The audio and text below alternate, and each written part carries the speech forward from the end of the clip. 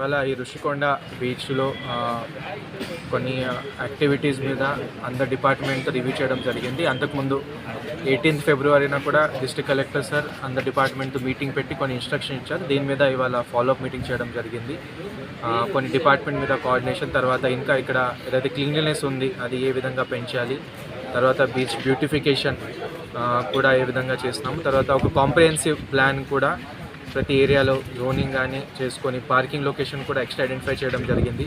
ఇక్కడ మేజర్గా వీకెండ్స్లో సాటర్డే సండే రోజు ఎక్కువ వెహికల్స్ వచ్చిన వల్ల ట్రాఫిక్ కంజెషన్ అవుతూ ఉంది.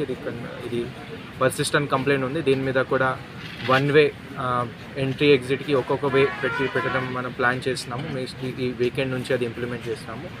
తర్వాత ట్రాఫిక్ నుంచి కూడా పర్మనెంట్గా ఇక్కడ కానిస్టేబుల్స్ కానీ స్టాఫ్ పెట్టి వాళ్ళ ద్వారా కూడా ఇక్కడ మొత్తం ట్రాఫిక్ని సూపర్వైజ్ చేస్తాము. అంటే అన్ని బీచెస్లో ఈ బీచ్లో మీ అందరికీ ఐడియా ఉంది, ఇక్కడ చాలా ఎక్కువ మంది టూరిస్టులు వస్తారు. అంటే ఒక నెలకి 1,00,000 పైన ఫుట్ఫాల్ ఈ బీచ్లో ఉంది. అంటే ఏ బీచ్లో ఈ విధంగా ఫుట్ఫాల్ ఉండదు. కాబట్టి ఆబ్వియస్లీ ఎక్కువ మంది వస్తున్నారు. కాబట్టి ఇంకా ఇక్కడ ఏ విధంగా మనం మేనేజ్మెంట్ చేయాలి దీని మీద కొన్ని ప్లాన్ కూడా చేయడం జరుగుతుంది. అది తాత్కాలికంగా ఓన్లీ రివోకేషన్ ఉంది కాబట్టి మన దీని మీద కూడా చర్యలు తీసుకొని అది కూడా మన విల్ రిస్టోర్ ఇట్ ఇమీడియట్లీ. దాని మీద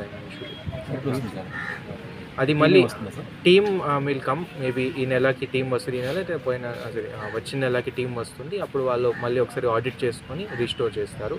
వాళ్ళు కొన్ని ఇష్యూస్ ఏదైతే ఫ్లాగ్ చేస్తారో దీని మీద కూడా ఆల్రెడీ చర్యలు తీసుకుంటున్నారు. సో కంటిన్యూస్గా డిస్ట్రిక్ట్ కలెక్టర్ గారు కూడా పర్సనల్గా ఇవన్నీ మానిటర్ చేస్తారు.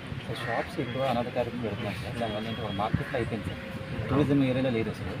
పార్కింగ్ సమస్య అవుతుంది. వేస్ట్ మొత్తం ఎంఆర్పీస్లోనే ఎక్కువ తీసుకొని సార్ అది కూడా మన ఏ విధంగా ఎన్ఫోర్స్ చేయాలి అది కూడా మనం ప్లాన్ చేస్తున్నాము. అంటే పర్మనెంట్గా ఒక స్టాఫ్ అటాచ్ చేసుకొని వాళ్ళ ద్వారా ఇంప్లిమెంటేషన్ చేయడం కూడా అది ప్లాన్లో ఉంది. కొన్ని రోజులు అది ప్లాన్ ఫైనల్ అవుతుంది. ఇప్పుడు ఎమ్మెల్సీ ఎలక్షన్ కోడ్ ఉంది కాబట్టి వన్స్ ఈ కోడ్ అయిపోయిన తర్వాత పబ్లిక్ రిప్రజెంటేటివ్ కూడా ఒక కామన్ మీటింగ్ పెట్టుకొని, బికాజ్ ఇక్కడ వచ్చినదైతే వెండర్స్ ఉంటారు వాళ్ళ కోసం కూడా లైవ్లీవుడ్ ఇష్యూ, వాళ్ళ బతకడానికి కూడా ఇది ఒక ఇష్యూ ఉంది. కాబట్టి ఓన్లీ సింగిల్ వేలో పెట్టకుండా వాళ్ళని కూడా అందరు స్టేక్ హోల్డర్స్ని ఇన్వాల్వ్ చేసుకొని ఒక పర్మనెంట్ సొల్యూషన్ మన దీని మీద ఏర్పాటు చేస్తాం.